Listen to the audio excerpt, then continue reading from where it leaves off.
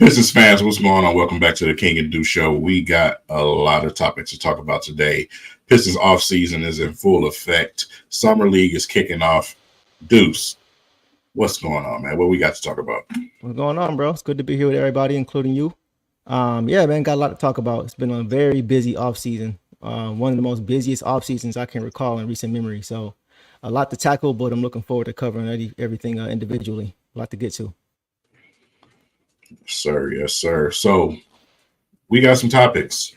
First and foremost, it's been all over the internet, all over Twitter, all over Instagram. You've seen the video clips, a lot of discussion going on with the USA men's team, and also Jalen Duran.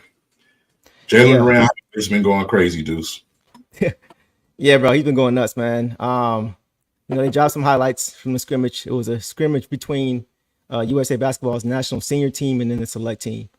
I'm not gonna make a huge deal out of it, but every time I watch him play, bro, I'm just reminded of how high his ceiling is, man. Like every time I see him, everything I see from him, bro, like it tells me he's a top center in the league at his peak. I will say this though, he does need to improve defensively, but I do think that it's getting a little bit out of hand as far as to how his defense really is viewed versus how it really is. And so I just feel like it's getting close to the edge of people saying he never tries, almost not to the point, and that's not the case. His defense, it's just got to get better, and this effort needs to get better.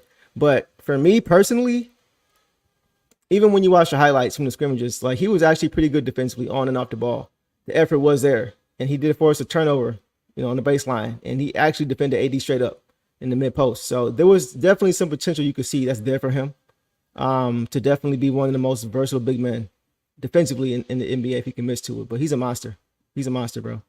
Yeah, absolutely, man. I kind of take part of the blame with at least from our following, man, for bringing it up a couple of times during the season because you've seen him trying back on defense at times here and there.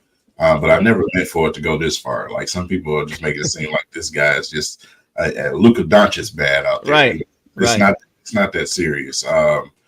I think it's two parts. Obviously, conditioning, and also effort. Man, you got to have you got to have a coach that's going to be on your behind and push you. Right. You know what I'm saying? To be that guy on defense that we know he can be, obviously. But to see him in the highlights, hitting the turnaround fades on Embiid. Anytime somebody from Pistons uniform do anything on the beat, I'm gonna love it. Right.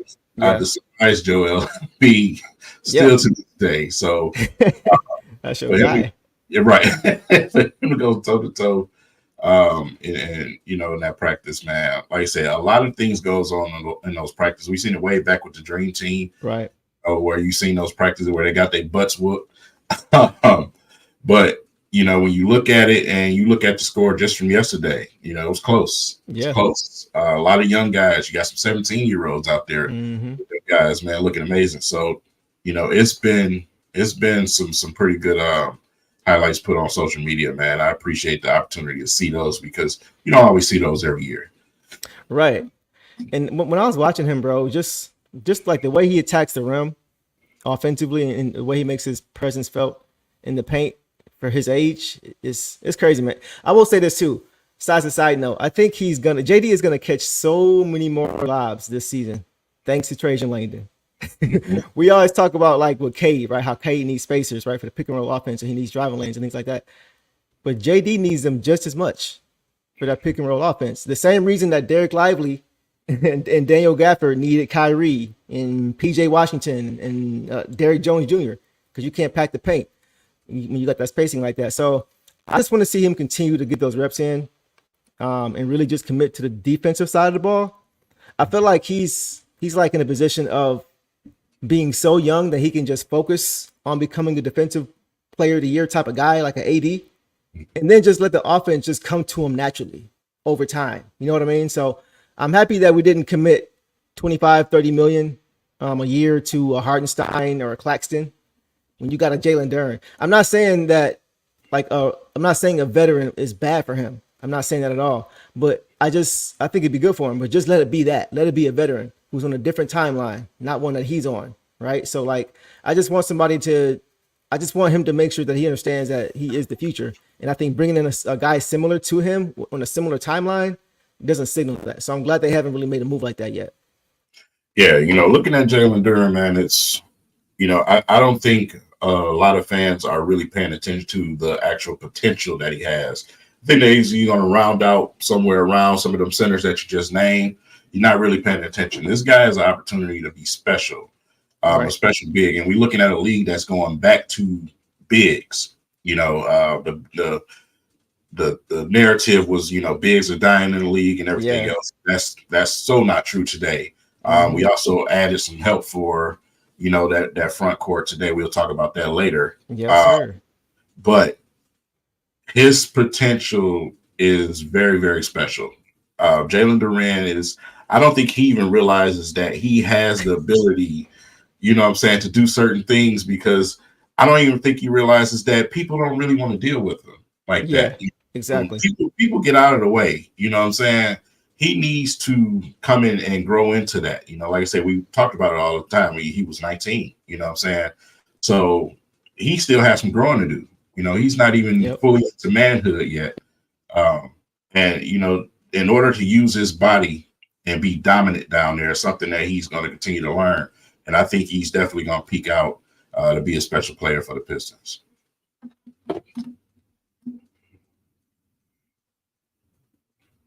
We can't hear you, Deuce.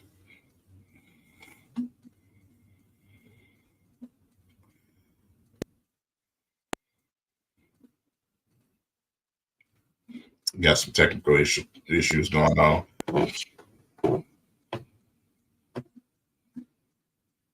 So let's give Deuce a couple minutes to get his audio together.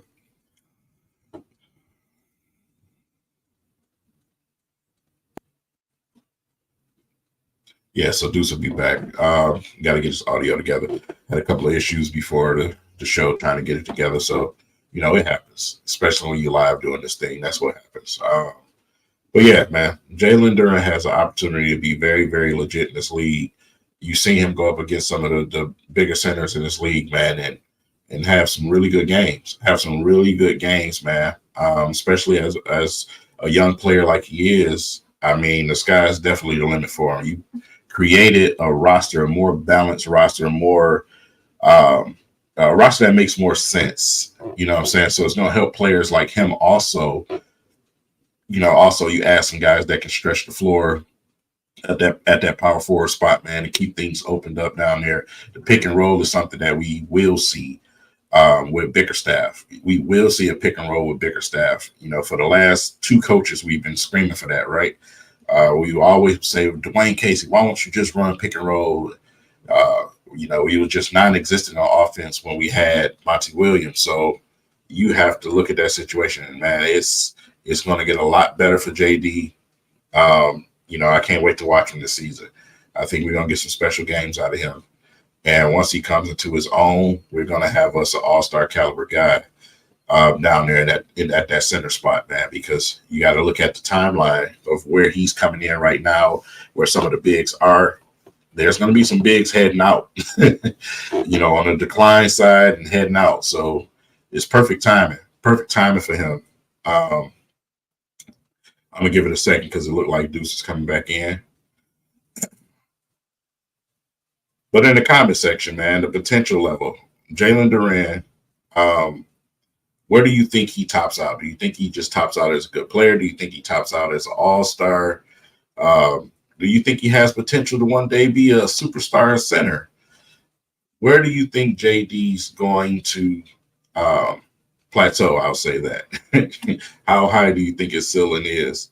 Y'all know how I am. I'm not really the ceiling and floor type of guy. I hate using those terms, but if you will,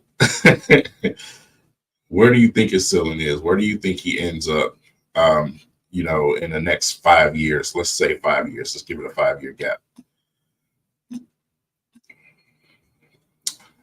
Okay. All right. All-star. Okay. All-star. 20 and 10. Couple all-star games. UCKG.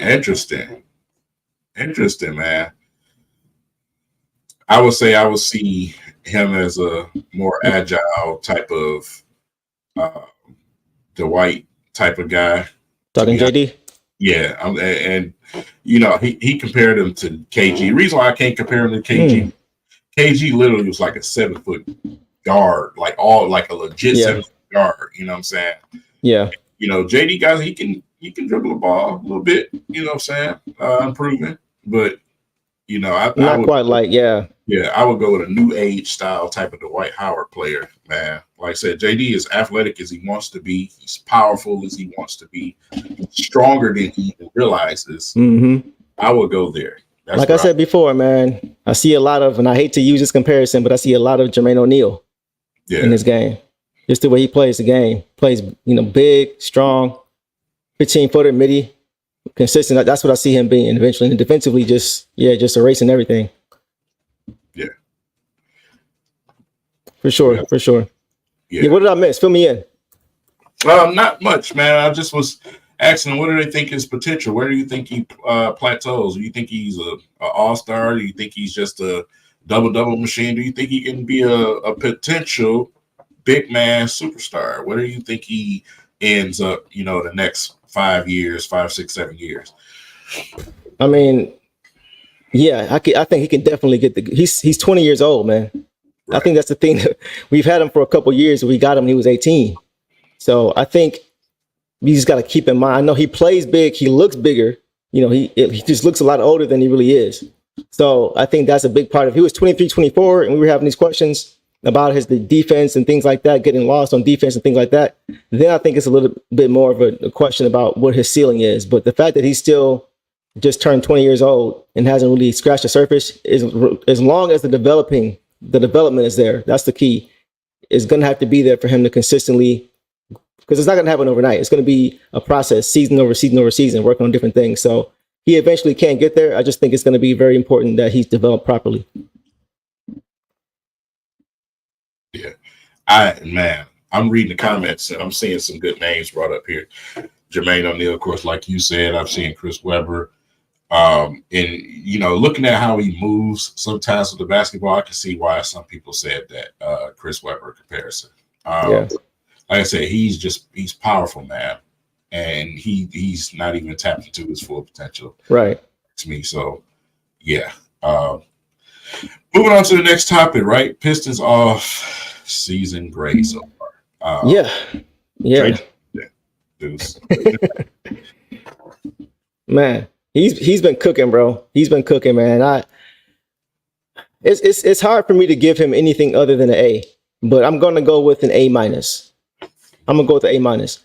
But when you look at it, bro, like the Pistons did exactly what a team who offers their best player a max extension does. They build around him, right? That's what the Pistons have done. They built around Cade properly. They added shooting. You got veteran leadership now, and to top it off, you got a guy that Cade wanted to play with on that fits the bill as well when it comes to that. So I'm with it. And I've really just been impressed with when it comes to Trajan Langdon, just the way he's managed the salary cap. You can tell from the moves that they're making, when they're making them, how they're waiting until certain timeframes, come to pass to save money, things like that. So they just seem to really get it and understand the assignment right now. And so the only reason I wouldn't give him an A plus is I think they slightly pay for Tobias at $26 million a year. But if you want to factor in, his leadership and things like that into the $26 million as far as helping grow these guys up, I'm with it. So that would be the only thing, because I felt like they were kind of bidding against themselves with that $26 million a year. But if that was why you overpaid him to go get him, I'm with it. Yeah, I'm definitely gonna give him somewhere around A minus, between A minus and a B plus, simply because he's just doing things that pretty much make sense, and I can appreciate that. You know what I'm saying? Because we can definitely do some things that's that's old Pistons, right? Right. He's doing what makes sense, man. And I got to give credit to the guy before him that created the situation that he's using right now. True that. Troy definitely left us in a good situation with the cap space and the flexibility right now. So I got to give the man before him that credit. For sure. Listen, man. Like I said, we still got to get a GM in here, obviously. But for what it's worth, Trajan has been making some solid moves. Definitely a solid move today. Again, about that in a minute. And then too, bro, yeah, like, and when you think about it, he's done all of this in about 40 days. All this whole turnover, it's been done in a little bit over a month. He's shown like he's not afraid to make the necessary and decisive moves, bro. Did he make a huge splash? No, but he tried to make a few. You know, I credit him for not being. He's willing to go after guys. You know, Buddy Hield was one of those guys that was on his radar. You know, but he wanted to go to a winning situation. But he tried to go get him. So as we currently sit, we're not a winning situation. So it's a little bit harder than just trying to go get a guy. They got to want to come here too. So yeah, all in all, I'll give him a. I'm really impressed with what I've seen with him, and I feel that Tom Gore's, got this hire right for sure. Yeah, absolutely, man. Like I said, just make some solid moves, making solid moves, things that make sense. So exactly. Like I said, as far as the offseason goes, we still got money. It's not over. Obviously, the move today may affect a person or two on the roster, maybe. Right. We'll see with that situation, but still got some work to do, and I think he's got a solid job at continuing to round out this team. This team already makes a lot more sense. Right. 100%. Yeah, it definitely makes a lot more sense right now. 100%. So, okay. Right. Let's get to take the next one. Yeah. This is going to be a very spirited conversation. Like even in the chat, because I feel like everybody has. Well, not everybody, because some have the same, but a lot of people have a lot of different takes or predictions or opinions on what the rotations should be. So we're going to talk about it. We got a couple of graphics here. I think you and I have a little bit of a slight differentiation in our rotations too, which is cool because nobody has any idea because we have so many different guys that can go in different places. Pause. So let's go ahead and take a look at what we have here, starting with, who should we start with? We'll start with mine. So here is what I have, what I think the starters could be for next season. Something like this. I thought about it. I made a few changes to it. This is what I settled on after thinking about it. So I got Cade at the point, Jaden Ivey at the 2, Asar at the 3, Tobias at the 4, Jalen Duren at the 5. Everybody in the chat, please voice your opinion in the chat. Let us know what you guys think. This is not per se what I think I would want it to be, but I think this is more so what I think it's just going to be. Because like I mentioned before, I like the idea of having a 2 big lineup, right? Whoever that is that can fit that bill, I would just like it to be a 2 big lineup next to Duren in that starting lineup. But I'm hearing and seeing a lot more that Tobias is looking like he may play that 4. You know what I mean? But I personally would like to have him somewhere else, not the 4, but it is what it is. So that's kind of what I settled on. I think the Pistons may do. So with that in mind, I want to let's go to the chat first. I see the chat just started going crazy out of nowhere when I put that in there. So either a lot of agreement or a lot of disagreement.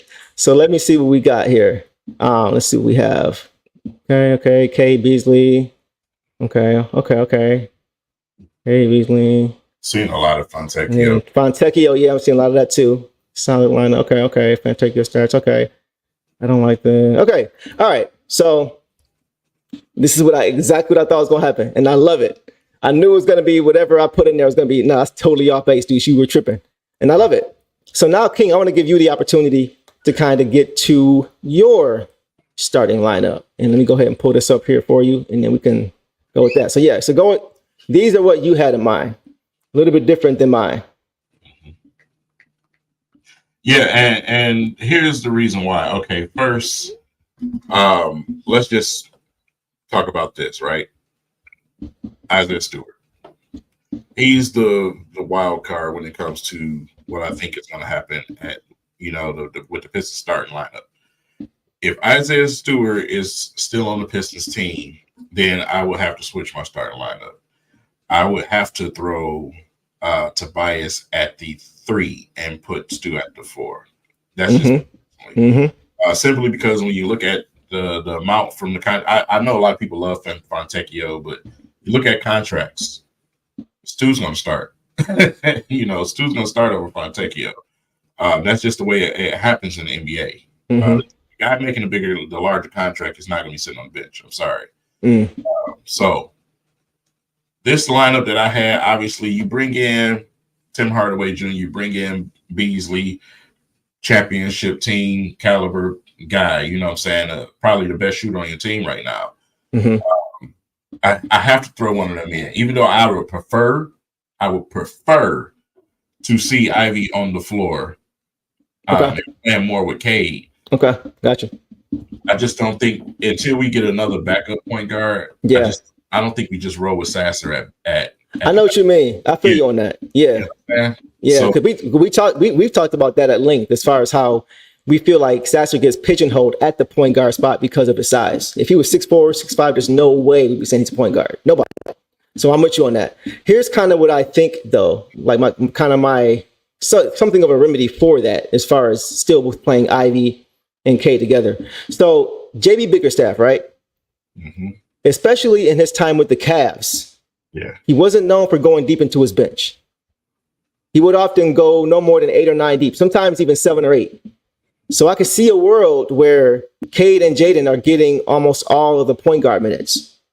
Yeah, I don't see a world where both Beasley and Tim Hardaway Jr. are both getting consistent minutes every night. I think it's one of the two of them will get the remaining shooting guard minutes based on situation. You know what I mean? Which I don't think is a bad thing, because, you know, it's good to have that depth. You know, guys get in foul trouble, guys get hurt. So I think having one of those guys, you know, will be more situational and not consistently in the rotation night to night to night. And Malik Beasley, bro, he loves playing with downhill guys.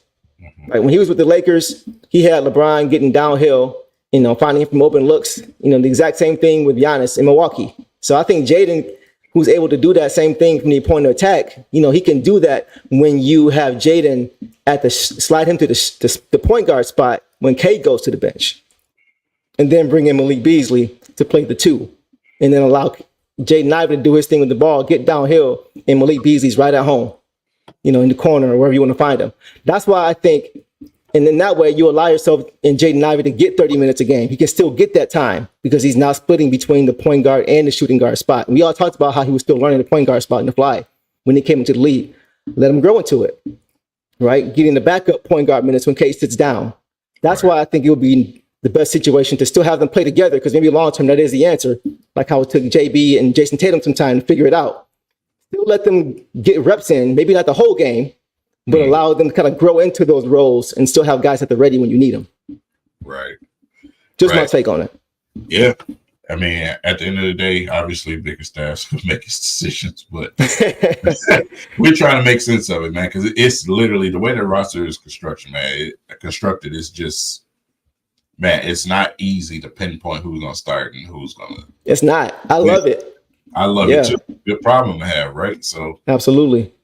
And then, like I said, again, we don't know what the roster is going to be, you know. So obviously, you know, camp is going to be very important. Ooh, that's going to be a fun time, bro. That is going to be a fun time. Okay, so now let's look at the we got a couple more graphics for this topic, because this is a very fun topic. I saw Twitter going crazy the last couple of days over rotations. So we have a couple more. Just a few graphics we want to pull up as far as the reserves. So this is what my reserves look like. I have Jaden with the second group for the reason I just talked about, right? As far as him sliding to, you know, the point guard off the bench. So I have him there and have Beasley there. Then I have Ron Holland at the 3, Fontecchio at the 4, and Stu at the backup 5, which could now be Paul Reed, depending on how that plays out, which we'll get to later as far as with Paul Reed. But this is my backup 5. And this is not like saying we're going to play these 5 every night backup, because it's not going to happen. It's just looking at the depth chart. This is who I have for my reserves. And then King, I think you had your own set of reserves, right? We're going to pull yours up. Mm-hmm. See what we got for yours. There you go. So here are King's reserves. You got Jaden Ivey with Tim Hardaway Jr., Ron Holland, Fontecchio, and Big Stu. Yeah, and that's where we at. Like I said, it's just, I mean, before the Paul Reed today, I knew we were probably going to go and get another big. I still feel like we might end up still going to get another veteran point guard. But for the current roster, this is what I selected because it's just, to me, it makes sense. You know, you got Ivy, who's obviously proven he can handle the basketball and play that point guard spot. Mm-hmm. You got him attacking the basket, and the guy in Tim Hardaway Jr., Fontecchio, those guys you can kick it out to, right? Yeah. Asar and Ron Holland is like looking at the same player almost to me. Mm-hmm. So that's why, of course, I got both of those two at that spot. And then you got Stu. So again, Stu becomes the biggest question. Are you keeping Stu on the roster or not? That's the biggest question because obviously you got Paul Reed now. Right. So something has to give. Yeah.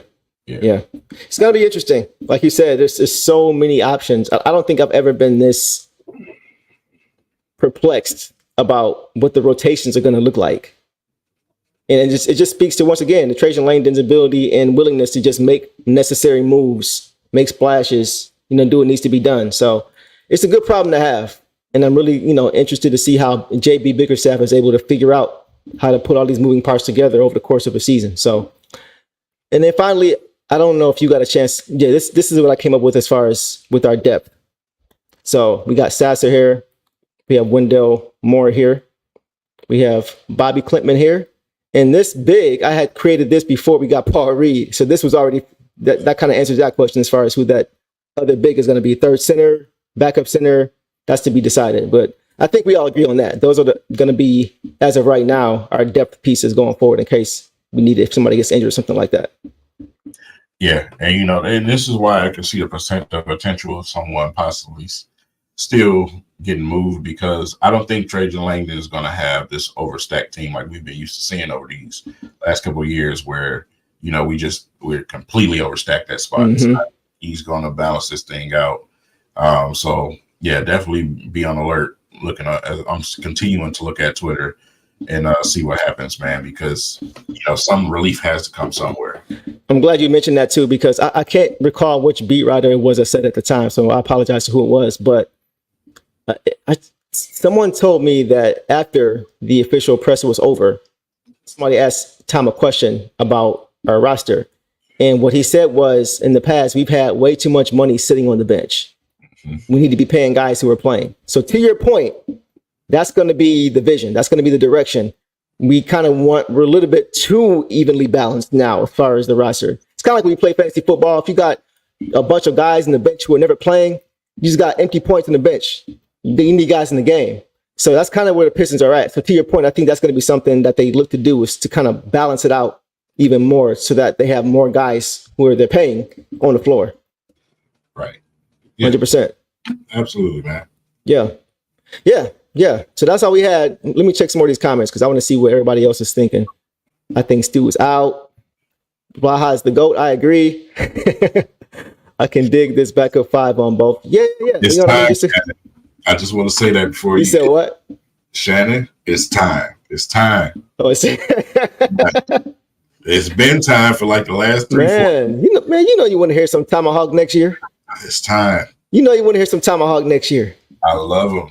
Ron Holland with the Tomahawk. And see, now we got dunkers too. So we're going to need descriptive dunks now, because it ain't just a regular. Man, the scoop and scores and the windmills. Count that baby in the foul? You want to keep that going? It's time, man. Yeah. See, I think everybody has pretty much the same ideas as far as, okay, I wanted to get to this.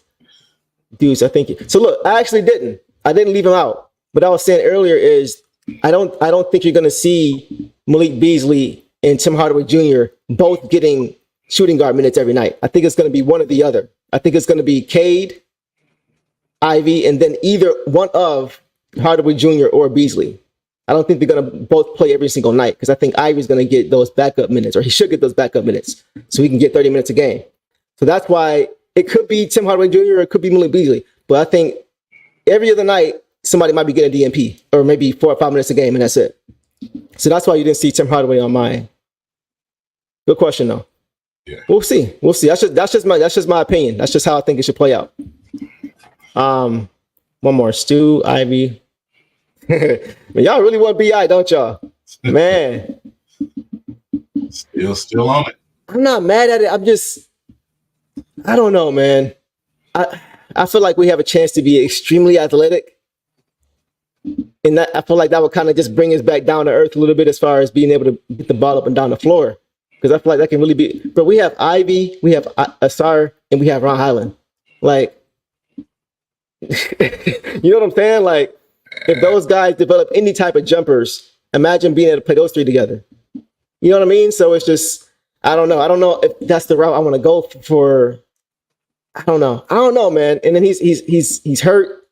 It would be cool. I wouldn't be mad at it, but I would just kind of be a little bit concerned about how it could stunt the young guys going forward if we sign him long term. But we'll see. We gotta wait and see. Yeah. Okay. All right. So I think we're on the same page as far as the rotations. Okay. Let's get to Summer League, bro. Yeah. So I wanted to ask you, is there anything or anybody that you have your eye on in Summer League? I know it's a few guys that we all know are going to be playing. Does anybody stand out? Are you you have your eye on anybody particularly going to Summer League? It's flat out going to be Clintman. Flat out going to be Clintman. Clintman got game. Yeah. But at the same time, the caution flag is always going to be where he played at, right? Right.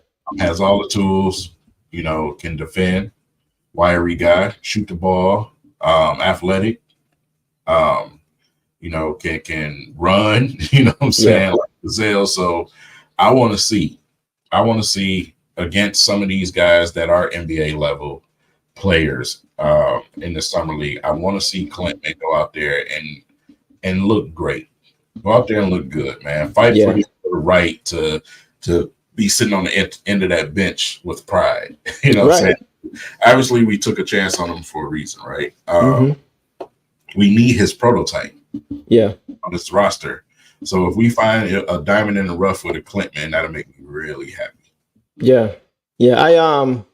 I like him too, man. I looked up a little bit of film on him, not too extensively yet.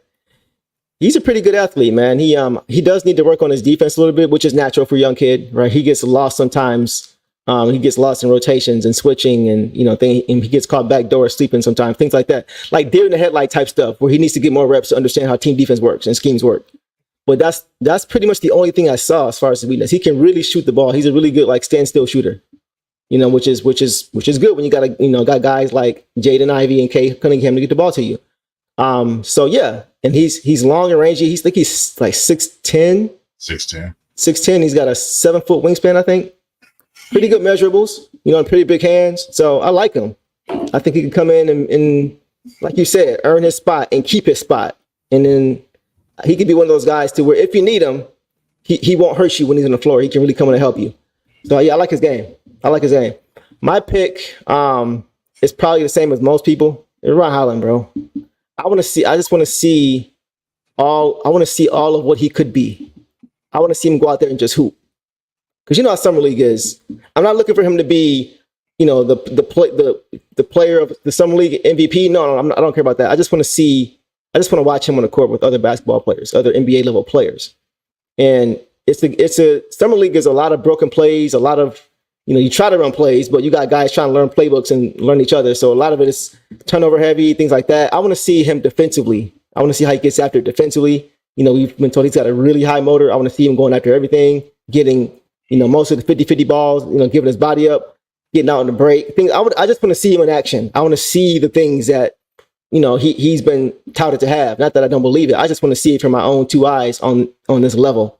I'm really looking, I look at it forward to with excitement more than anything. Not curiosity, not criticism. I want to see our new guy in action. I think he has a lot to bring to the table.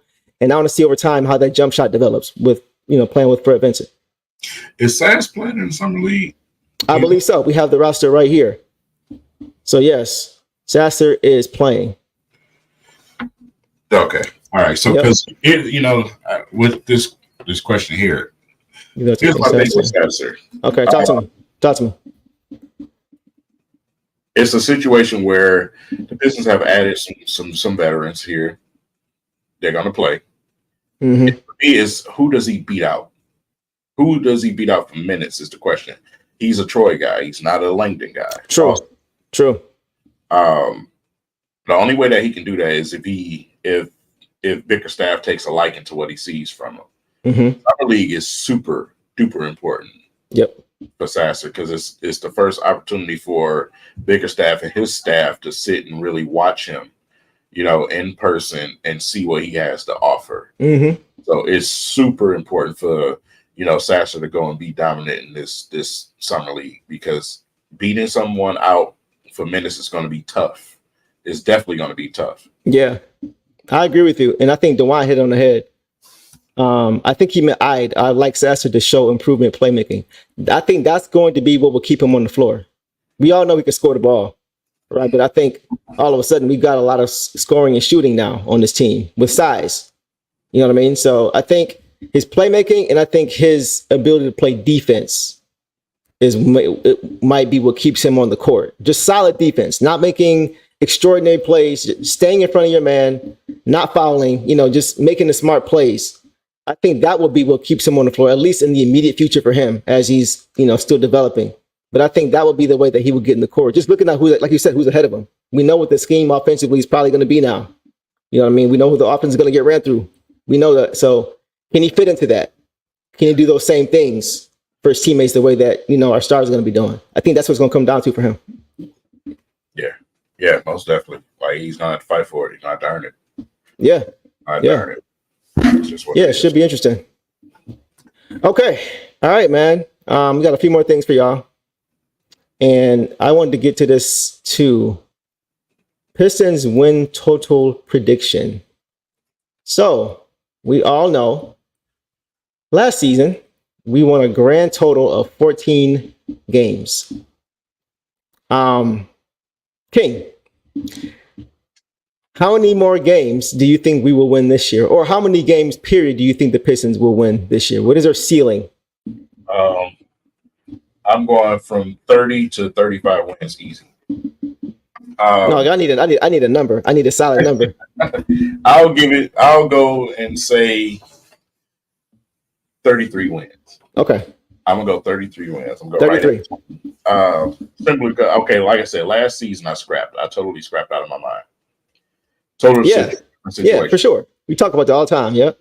Total different situation. Roster already makes a lot more sense. Yeah. I can easily see 33 games for these guys.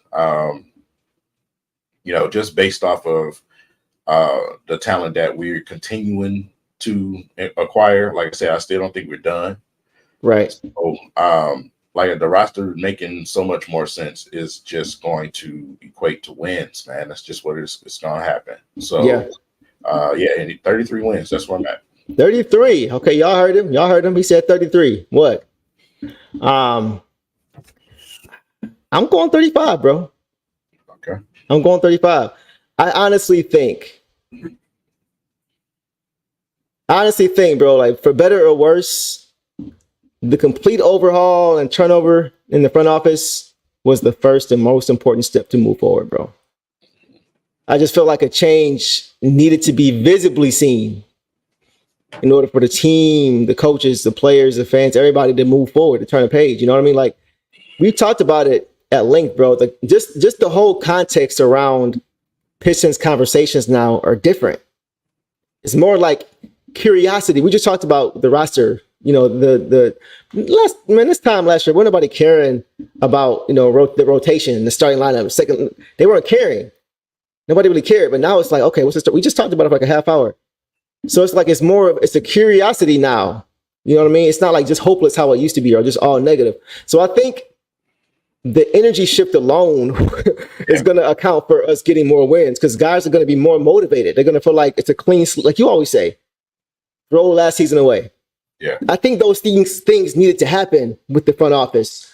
All these different things, players coming in and out, the coach. Those things needed to visibly happen in order for everybody to kind of throw it away. Mm-hmm. It had to be more than just mentally, okay, we're moving on and we're changing. I think people needed to see a visible change. Mm-hmm. And I think that's a big reason as to why this team is going to play a little bit differently next year.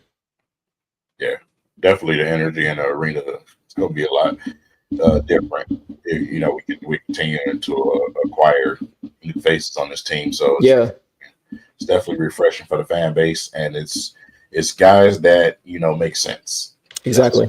This roster, so that alone is going to change the atmosphere at Little Caesars Arena. Style is still not good enough for me to get season tickets again. Just about to ask. Yeah, we get there, oh man, them refs about to be hitting you up heavy, bro. As soon as you hit a 1-game winning streak, they're gonna be like, we got an 81 game package. I'll be on the buddy pass list again. But yeah, man, it'll be a lot more fun at Little Caesars Arena. and give some fans reasons to go and see the Pistons play, not just to go and see the opposite player on other teams. Right. Right. Or to hope that, just having the hope that maybe this is that 1 to 4 chance we win the game. Yeah. Like, nah, we don't want that. We don't want that 25% ratio type of mindset. We're not thinking that. I just saw the best. I'm gonna get to this, bro. I'm gonna get to this in a minute as far as what I project for Cade, because that was something that was on my mind too. But just continuing on about the win total, because I know 35 might seem high, but a lot of you guys, I saw some 36, 37. So it may be for the same reasons. I think, bro, a big part of why I say that is just because of the veterans that we've added to this team. I think they alone are going to account for some wins. Even if it's just helping our young core guys understand how to handle in-game situations. You know what I mean? There were so many games last season when you could just tell in crunch time, like they were trying to fall back on something, like to use in this situation. Like maybe it was their college experience or the small NBA sample size that they had, but it was so small, and the NBA is just different. Yeah. Like if we had these types of veterans that we have now on last year's roster, bro, that losing streak doesn't even hit double digits. Right. So because there were so many close games that we would just give away. Yep. You know what I mean? So I think just that alone, I'm happy that the Pistons are taking a page out of like the Rockets playbook, right? Who added Van Fleet, Dylan Brooks, Jeff Green, those veterans to help their young guys. I think that was important that they did that. I think it's important that we're trying to do that as well, because we got to have some type of balance. Yeah. And, just based off of, I just think we can do really well in our conference alone, Yeah. It's the Eastern Conference again. So I think we can do a lot better in our conference record-wise. Yeah. With those veterans, just like you said, man, it changes a lot. It's not just that we added veterans. We added veterans that know how to win. Right. That's right, bro. That will kill you at the end of a game. You know what I'm saying? That will take that shot. You got a couple of options now. If Cade doesn't have the opportunity, he can pass the ball too. Yeah. And find opportunities to finish off games, man. So these veterans, obviously, they're used to playing against the top talent in this league. And we have some guys that's championship caliber. We got, some guys that's been there. So yeah. That's huge. It is, man. I mean, you got those situations where, maybe it's a tight game and, Cade gets called for a foul that wasn't a foul, and he's barking, at the ref because it's an important call. And Tobias just pull him to the side, bro. Chill. Don't worry about him. Don't worry about that. Let's go. Like that's the kind of stuff I'm talking about. Just keeping guys focused on the main thing when it's easy to get caught up in a tight situation, a high intense situation in the moment. Just having that vet there that's been there before to kind of just realign your thinking. Okay, cool. Forget the ref, whatever. Let's go. We're here. Let's go. You know what I mean? That kind of thing. I think that alone, as a veteran, is going to be key for us. And then too, bro, I'm thinking about so many more things. I might have to up my total as we go on because I'm thinking about more and more things I might factor into it, right? The coaching can't be worse than it was, right? Oh, you definitely gonna get some inspiration. You know what I'm saying? You got an angry coach that got fired. We've heard the story, right? Man, what? With Dwayne Casey, but you got a coach this time that got fired when the entire NBA world felt like that shouldn't have happened. When I seen it, I was like, what the hell? Yeah, because you were nothing before that man got there. Man. So he's definitely going to be motivated to prove some things in this league. So that obviously that's going to be contagious. It's going to help everybody out. If nothing else, because I'm still getting to learn him, JB. One thing I know for sure about him that he has that Monty Williams does not: a desire to coach on the NBA level. Right. If nothing else, I know that's the case. I'm not throwing shade, but we all know Monty didn't want to coach when he was here, right? Not just this team, but anybody. He didn't want to coach anybody last year. So coaching the worst team in the league probably didn't help his motivation. But I don't think anybody will honestly say that they felt Monty gave the Pistons 100% when he was here. Nobody would say that, right? Because it just wasn't the case.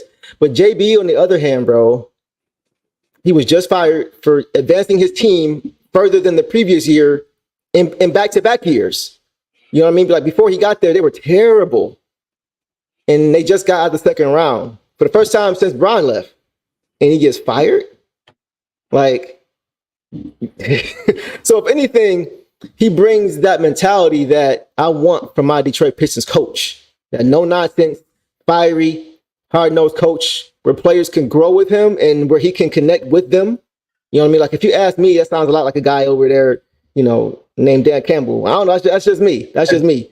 But aside from the firing piece, it's a lot of similarities as far as what they demand from their players and what they expect from their players.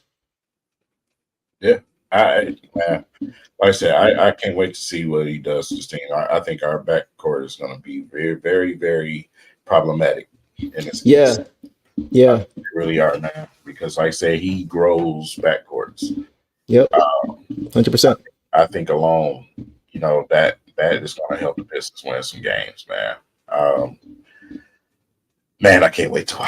And then too, bro. Like, Simon, go ahead. I'm going to cut you off. No, I was just saying I can't wait to watch this team, man. There's so many questions that we need answered. Yeah. It's the fun time to be a Piston just because we gotta wait and see what happens. One more thing, bro. Like I said, I could go all night talking about the things that I think can go in. I might go 40 by the end of the night. Hold on. Okay. I'm gonna go 36. I'm gonna stay at 36. Okay, all right. 36. That's my final answer. 36. The shooting, bro. We can't not talk about the shooting. Like this is the most properly constructed team we've seen around Kate since he's been in the Pistons uniform. Right? Is that fair to say? Yeah, absolutely. Right? And okay. Important to say because we've had shooters, we had Boyan, we had Burks, but the team didn't make sense. Right. So in a short period of time, we've seen this turn around. Like I'm sure he's very aware of how much shooting he has around him right now. I think he could average 10 assists this year, bro. He averaged 7.5 with that roster. Yes. I think he could average 10 assists, bro. Because like all of a sudden he's got shooters everywhere now. 25 and 10. 20. I was thinking because I think the best earlier asked if K could average 30. He's not going to average 30 this year, but I can see 25 and 10. 24 and 10. I don't think AK is going to average 30 simply because of the type of player he is. Yeah. K passes the basketball too. Yep. He's not I think he's going to be 25 to 27 points at the most with a possibility of 10 assists, man. That's a legit thing because if you can do that through that hailstorm, man, come on. Man. Right. That's what I'm saying, bro. I think like as much as he's been maligned for not being able to get this team over the hump, all these different things and I'm not saying he's absolved from many criticism, but it was just like the amount he was getting. I think a lot of people are going to be eating their words this year, bro, just based on the roster construction alone, just based on how much easier the game is going to be for him because he has a team that makes sense for him now. I think I think he's going to have guys looking. Remember the play when LeBron, not to bring him up, but when he did the fake pass here and then he went this way and it just looked close to. I think Cade processes things like that. I think he processes the game like how Luka processed the game. I think we're going to see some plays where the defenders are looking silly because they think they knew where he was going, but they didn't, and he's just like chuckling on his way back down the court. I'm telling you, bro, like. I feel like this spacing is going to change everything for him, bro. Like, it's going to change everything. I just can't wait to see it. Like, I also think his turnover is going to come down, too, because he's not going to be trying to force things that aren't there. You know what I mean? That's what happens often when you don't have any room to operate because you don't have any shooters. You try to force things on your own. That's tough. And then, too, everything we're saying, bro, applies to Jaden, too. That's another reason why I want him to run the point when Cade sits down. Because we haven't seen what he can do either with this type of snipers around him either. Yeah. You know what I mean? So, like, that may seem like a high number, but I'm going to stand on 36, bro. I think they're going to get 36 games. Isn't it crazy? Like, bro, isn't it crazy how it's not realistic to think you're going to double your win total? Right. But we only won 14, so it's not even saying a lot. Right. That's so crazy. Yeah, man. Like I said, that's I can get with that. Yeah, but Ivy's just just as much as important, obviously. Yeah. Like I said, he's shown that he can, can control the basketball and dish too. So, like I said, him being able to attack the basket, and we all know what type of worker he is. Mm-hmm. See what type of improvements, comes out of this work this summer. Yep. I've been working on this jump shot, obviously. Yep. Everything's going to open up for him. Yep. I still have high hopes for Ivy, man. What, bro? A lot of fans be trying to throw him in the garbage. I'm not, bro. Nowhere near, man. What happened with him was not under, his control. It made no sense whatsoever. So I'm still high on Ivy, and this is a better situation for them both, and I expect them to flourish. So that's why I was saying what I said earlier with Bickerstaff. I expect this backcourt, to flourish. And look, if it doesn't work, it doesn't work. But we've said it all for the last few weeks, bro. 68 games. I know on paper it might look better with I get it. I just want to make sure, and I'm sure they are, that they're looking at that long enough to say, okay, this maybe not. Let's punt on this and switch this up a little bit. I just want to make sure that the due diligence is done, because I still do think that can work. And I think that's the highest ceiling as far as your backcourt together on both sides of the ball. And I just want to see it. So we'll see. But yeah, I'm not mad at this. I could see that rise above. I could see him 25 with 9 dimes, 6 rebounds. I could see that. 39 from 3. Absolutely. With the shooting that we have now, we were one of the worst shooting teams in the league last year. Easily. One of the worst constructed teams last year. Easily. One of the worst coach teams last year. Easily. And he still had 7.5 assists. That is insane. So yeah, I think it's going to be a fun season for him. I'm happy for Cade. I'm happy for everybody, but I'm happy for Cade now because he has what he needs now. However we got here, I don't even care. I'm just glad that he has it now. He has a proper roster. We just said last week that even if he was playing under just league average conditions, how much better he would look to everybody on the outside. Right. He's getting, at this point, as far as the roster construction, he's getting at least league average now. Yeah, that's fair to say. And we still got a chance to go past that. Absolutely. They got some money, so. Absolutely. Yeah, for sure. Yeah, man. Okay, so how many wins did you say? I said 36. You said 33? Yeah. Okay. All right. Cool. So we got a few more things, and we're going to call it a night, people. Let's see. Yeah, the news just dropped today. Yeah. So this happened a few hours ago. The Pistons claim Paul Reed off of waivers. King, your initial thoughts about this news of Paul Reed being claimed off of waivers? B-ball Paul. B-ball Paul. Reunited with Bias again. Yeah. Boy can play. Mm-hmm. He can play, man.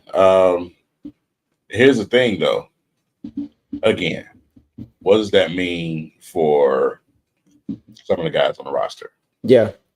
Because obviously you got Isaiah Stewart still on the roster. Mm-hmm. And you look at how many guys we got that can play the 3 and 4 spot. To me, it means somebody is an odd man out. And when you see rumors swirling about Isaiah Stewart possibly being moved, it kind of makes you wonder. Because obviously he can play the 4. Isaiah Stewart can play the 4. You bring him off the bench at the 4. Right. But at the end of the day, the guys that got the contracts need to play. Right. That would mean Stu obviously would get some minutes over somebody just for what he's being paid. It's a decision to make at that 4 spot for the Detroit Pistons. They have to make some decision at that 4 spot. Somebody is not going to play, or they won't potentially be on this roster. Right. Something has to happen. Yeah, especially if you're talking Tobias starting at the 4 too. You know what I mean? Just kind of creates a logjam pretty quickly. Yeah, which at that spot. I really don't like that, but I don't either. I still, yeah. Personally, I just think the better fit would be a big. We always talk about it, but yeah. As far as Paul Reed, he played with the Sixers before coming here. They call, like you said, 3-ball Paul. He's entering year 2 of a 3-year. I think it's $20 $24 million deal. $24 million deal. And so, yeah, quick hitters about Paul Reed. Until I do a little bit more research on him. He's 25. He's 6'9", 210 pounds. Last season, he averaged 7 points, 6 rebounds, and one assist per game, and a block per game in 19 minutes, which is pretty good. A block in 19 minutes is pretty impressive. He shot 54% from the field, 72% from the line, and 37% from three, which kind of goes to your point, King, about some moves possibly may need to be made to give more clarity to this roster. I do think this is a good depth signing. Even if he's a third center or a backup center, I think he's kind of interchangeable. He can kind of be a plug and play guy for you. He's not a great offensive player, but he can get some things done for you. Good defensive player, long and rangy. So I like him. I like his game. I also just wanted to comment on some things that were mentioned by James Edwards in his tweets about this Paul Reed signing. So he says, if the Pistons fit Reed into the room exception, he makes $8 million per year, and the exception is $8 million per year. I think around 18 to 21 million still will be available as far as the cap space after the Pistons made this move. So that's still impressive that we would still have that money after what we just did with Paul Reed, picking up that $8 million a season. So, and then as far as how many games Paul Reed played last year, because one of the big things we talked about as far as best ability is availability, and a lot of our guys last season weren't able to play. He played 82 games last year. So, like, the new additions that we have, that's high on Trajan Langdon's list is availability. You got Tim Hardaway Jr. plays 71 and 79. Tobias Harris plays 70 and 74. These are the last 2 seasons. Malik Beasley, 79 and 81. And then Paul Reed, 82 and 69. So, these guys are available. That's important, to have these guys available to play, for sure. Also got to take that with a grain of salt because two different situations. Sixers were winning. The Pistons were tanking. True. So a pinky nail injury, you have you out. That's a good point. Yeah, because but looking at him and looking at Stu, right? Both 6'9". One is athletic enough to defend certain types of centers in this league. The other one is not. Right. 37% from the field shooting a three. Stu was showing improvement shooting a three, but he wasn't 37.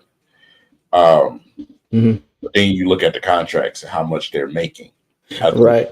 Where you look at the situation and say, okay, if we move Stu, obviously we create more cap space. Right. We have a player that's left behind that's pretty much the same.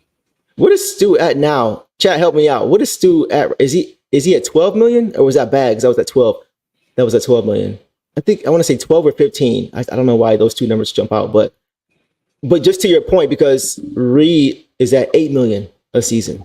So you would save a few $1 million there. So yeah, it seems like that's part of Trajan's plan. Yeah, relax. I think it is 15. Yeah, I thought, okay, yeah. So Marvin was 12. Okay, so it's 15. So you would shed about 7 million unless you take on another player back with that. So that, if you take that on, that's pretty good. If you're moving Stu out, right? If you're deciding to make a move for him. So yeah, I'm with that. And I also think too, bro, when you think about just as far as the money management, the cap management, I was thinking about this earlier today. And we can kind of close with this. I think this might be the last move that the Pistons make in a while. And I say that because I've mentioned this before too.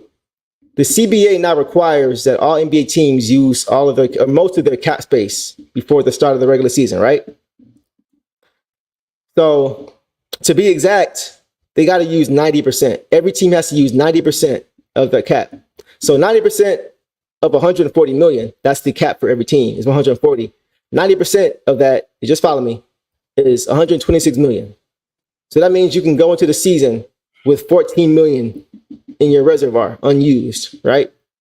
So right now the Pistons have about 18 to 21 left. So they're already like within 7 or 8 of that 90%. So I'm wondering if they're just going to try to do a few more deals here and there just to get to that number, just to get to that 14 million. So they're under that threshold and just kind of sit on it just in case a team at the deadline comes along who's desperate to move a player, that's going to player or move a contract at the deadline. Which they will. That 14 million in cap space, that 10% that we had in our reservoir, that may help us to facilitate a trade. You know what I mean? And only have to send like maybe one impact player back because the 14 million is covering a big part of it. And maybe we could also get a pick back with that too. You know what I mean? So if we go into the regular season with no more major moves made and we're hovering around that 14 million available in cap space and we're just sitting on it, that's going to tell me that's what the Pistons are doing. Yeah. Just being patient, having just enough to beat that 90% and also have that flexibility cap-wise to wait for that one move if it becomes available. I was thinking about today, just something to keep an eye on. So to further clarify what, I just mentioned about Stu, it's not that we want Stu gone. That's not the situation. It's just when you see those reports and then you see the type of interest that he was pulling last trade deadline last year, it kind of makes you wonder, if he's gonna be here or not. This is based off of what we've seen that's been put out there from the Pistons. Yep. Not them, the organization per se, but the rumors that's out there. So we'll see. Personally, I think with this roster, I still think Stu can definitely help this team. Obviously, absolutely. But if happens, it happens. So we'll see. We'll see how this roster shapes out, man. We'll see, man. We'll see. This is like I said, this is a very exciting time to be a Pistons fan, bro. Because I just want to see, based on what we're going to learn a lot about our coach, his principles, what he values on the court. We're going to see a lot of that based off of the rotations, based off of who he decides to go with. Are we going to say, oh, okay, he's got him in here. Maybe he's looking for more shooting. Oh, okay, he's got a star in there. He's looking for more defense. If he's going to sacrifice some, you know what I mean? So, like, I think we're going to learn a lot about Bickerstaff based on what the final rotation is. That's what he's going to do with the things that he has available to him. Yeah. Should be fun, man. Should be fun. Anything else you wanted to hit on?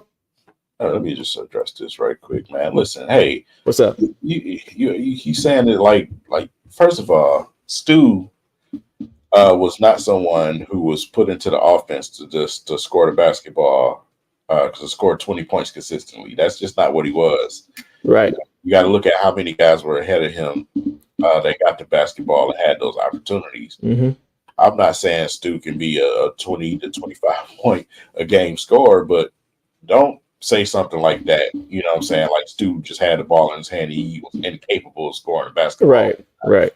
It's the offense, right? Which we didn't even have one last season. Let's start with that. What offense? Right. We had a 0.5 offense that we supposedly had last year? Yeah. Right. And like I said, dude, you don't draw trade interest from the teams that he was last deadline if he's that lowly of a player that you try to pay them to be. Right. So, exactly. You don't like Stu, you don't like Stu. That's just what it is, man. Yep. Don't do him like that. Know your team. Yeah, know your team. Yeah, for sure. Yeah, man. Yeah, I think we can call it on that, man. Like I said, I'm just looking forward to seeing how this team shakes out, man. And like I said, if no more moves are made, I'm good with that. I think we have a very deep team and it gives us a lot of options. Some of the guys that are here now may not be here all season long. You know what I mean? But that cap space we just talked about, that may be used to move somebody out. So it's going to be fun watching to see who earns matchups. He's starting. Okay. I'm looking for that too, to see who's winning matchups, who's winning roles on the team, even in the second unit. Like who is going to be that guy between Beasley and Tim Hardaway Jr. that is getting more of those minutes. I'm looking to see that too. So yeah, I think the reason I give it to Beasley as of right now is because he's just a more consistent shooter from distance. That's the only reason I give it to him over Tim Hardaway Jr. Because Tim Hardaway Jr. is more of a playmaker, but we have playmaking. You know what I mean? If you're going to have Ivy or if you're going to have Cade as your point of attack point guard, you don't need another ball. You need spacing. You need shooters. And last season, shooting 41% from three, which Beasley did, that's better than mid-30s. So I think you kind of got to go with the guy who's used to playing in that kind of offense with that kind of guy, downhill guy like a LeBron, like a Giannis when he played with them. Like Jaden Ivey, the same thing. So I think that really it would make more sense for him to get those minutes, at least initially, and kind of just go from there. That's just my take on that, though. Yeah, consistency is the word. Tim Hardaway Jr. is wildly inconsistent. He's a super streaky guy. Yeah. You know what I'm saying? So when you look at Beasley, it's consistency there, obviously, especially you shoot 41% from, right. Right. I think that's what gets him on the court a little bit more. Right. Yeah. Yeah. Should be fun, man. We'll see. Because, I think Marvin mentioned this last time that K did say he wanted to play with him. So we'll see how that shakes out too. If there's some chemistry there, or there's just a natural organic who they can play with. Right. And I'm probably sure that K feel the same way about Stu, because obviously they tight, man. So yeah, for sure. It'll be interesting to see what the decision is. Yeah. Last thing, I saw this on Twitter quite a bit too. Yeah. Walker. It just depends on. It always depends on the price. You know what I'm saying? And okay, let me ask you guys a question. They asked for one first. Right, which we have. Mm-hmm. Okay, I just want to ask the chat a question. I'm not saying I agree or disagree. If we do that, what does that mean for Jalen Duren? Are you saying he's not the center of the future? Because how old is Kessler? He can't be any much older than Duren. Yeah. You know what I'm saying? They got to be near the same age. I know Kessler's a little bit older, but JD's 20, so that's not saying much. But does that mean that he's your center of the future? I feel like Jalen Duren has a higher ceiling than Walker Kessler. I feel like he can be a better player than Walker Kessler. Feel like Kessler's ahead of him defensively for sure. But I feel like JD's ceiling offensively is way higher than Walker Kessler. You know what I mean? So it's just like, I don't know. I guess, I don't know. It's hard for me to really see what the long-term vision would be if you make that move. But what is it you're saying? Are you just having him kind of have somebody to push JD every day to keep him motivated? You know, what is it you're saying when you do that is what I'm trying to figure out. The move on paper is cool because he's a good he's a good defensive center, but what does that mean for your guy who's already in that role long term? That would be my only question. What about you?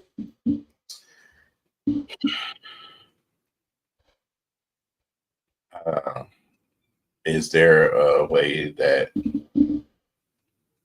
I don't know, man. Like I said, if we gave up on Duren, I would legit be pissed off. Yeah. I would be very angry. Yeah. Because we just haven't seen the opportunity. He's 20. Yeah. He's 20, bro. Yeah. I would be pissed. What did he shoot from three though? What did Kessler? Can he shoot threes? I don't think so. I don't think he's much of a stretch at all. So not that I recall. It's like, that wouldn't. It just would make just no sense to me. Because his potential is not higher than Jalen Duren's. That's my thing. Like, are you really gonna give a first round pick for somebody to come off the bench? Right. Right. You're essentially saying you're going to start him if you're going to give it the kind of asset. You know what I mean? So I just don't see what message that sends. You know what I mean? If it's somewhere else in your roster where you're a little bit less certain, like a lot of people are less. A lot of people are not quite as certain about the shooting guard spot. Okay, then you go and get your Malik Beasleys and your Tim Hardaway's if you're not certain. But if you know this is going to be your guy in the future, what can he do better than Durant? Right. The only way he's on my team is if he's a backup center. Right. And like I said, not giving that up for the backup center, right? You're not doing it. So that's the only thing I would worry about. It just wasn't. It would seem like just a move to make a move, but it doesn't really. It's like a lateral move, if anything, at best to me, because the thing that Jalen Duren needs the most was his reps. Is he's not getting them. And competency. Yeah. Right. The staff and team. That's it. That's all he needed. Yeah, man. I don't know. Like on a lot of other teams is a total different player. Yeah, the same way a lot of these guys are on totally different teams. Yeah, right. Yeah. I don't know, man. I think Jalen Duren could be and look like Derek Lively did for the Mavs with space. Offensively, obviously, right? Like they got a ton of space. You know what I'm saying? They got space everywhere. It's spread out. We didn't have any because the paint was packed because they knew we didn't have shooters. You know what I mean? Like, those lobs ain't gonna be there. Nobody's staying home. Everybody's committed to the paint because they know we ain't got no shooters. So Zach LaVine could be a big boost for Cage, but I don't want Zach LaVine, bro. I'm straight on Zach LaVine. Stop with the. I'm not mad at it. I understand the logic.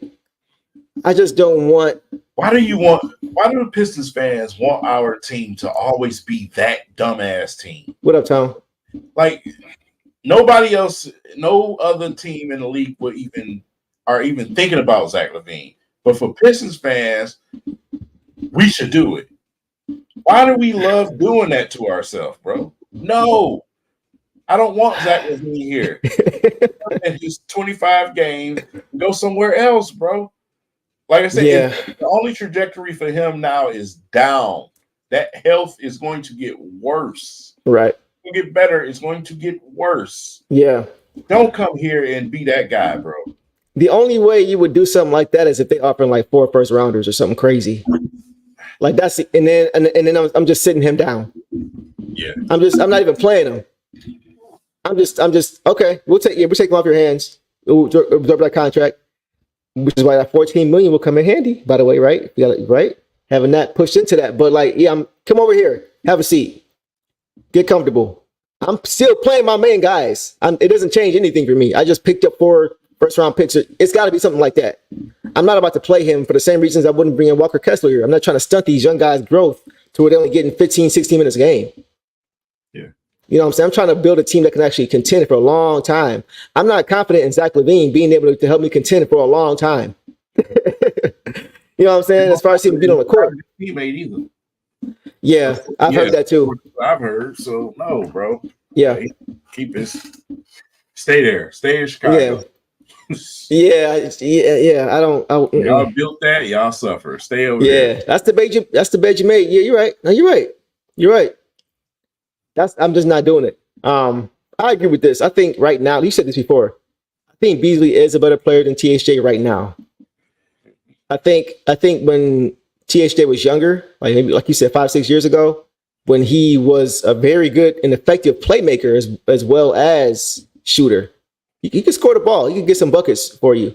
I think he's more so just he doesn't have that same burst anymore like he used to. So it really just more is about just shooting the ball for him now. He dealt with some injuries too. He has some injuries as well. So it's just like the same player. Since both of their strengths now are shooting the ball, and we know Beasley is better at it.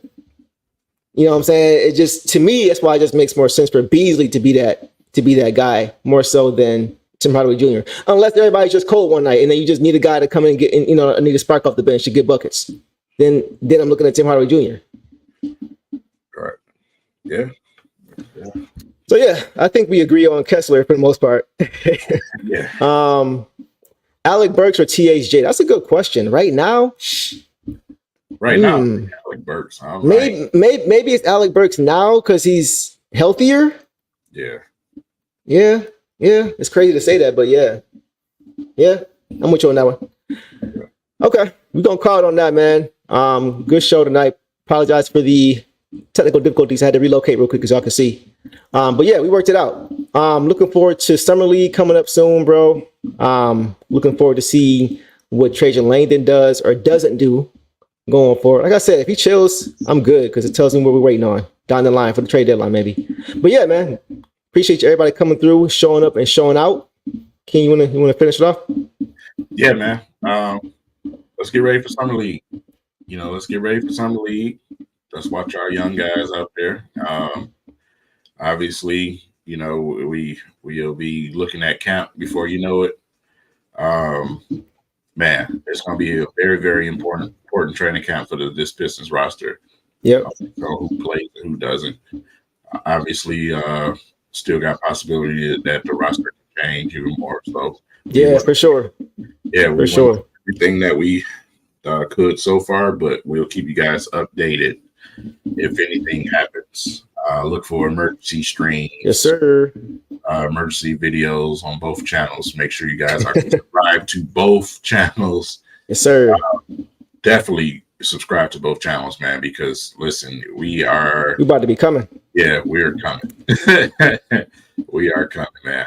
Got a lot of good content coming for you guys, man. A lot of future things coming too, as far as game experience and everything else. It's gonna get fun around here. So it is, man.